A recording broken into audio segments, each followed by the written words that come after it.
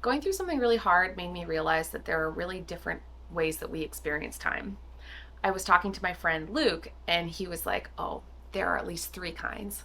So the first one is ordinary time. That's you wake up in the morning, somebody has soccer practice.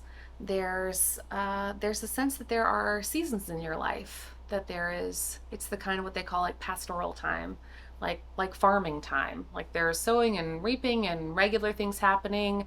You're growing your life, and in the kind of ordinary conditions of your days. And that can be wonderful and boring and deliciously average. But then, if you've gone through something really hard, you might go into tragic time. Tragic time is flat and seemingly endless.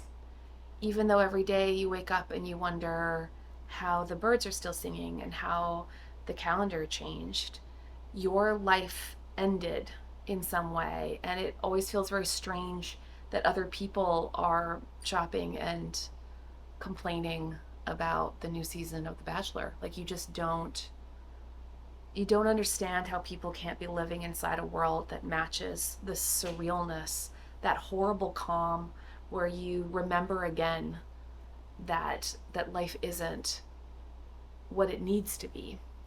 There is a weird way too that all those of us who have experienced tragic time um, know it for each other.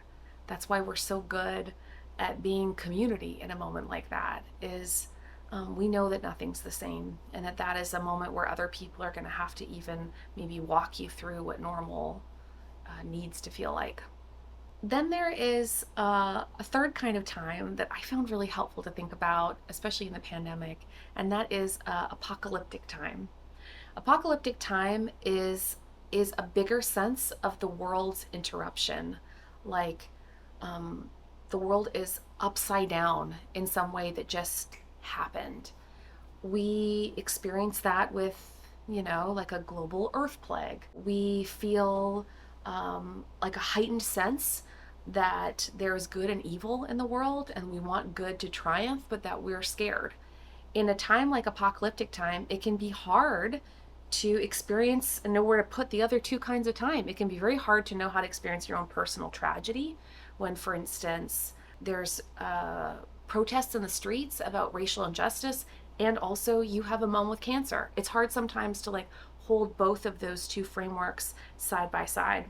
It can also be very hard when you want to do all the ordinary things. There's a global earth plague, and you wanted to get married.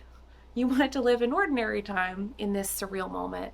So sometimes it helps, I think, to think about the fact that each kind of time has has good reasons, has good purposes, but we can't live in any one of them forever.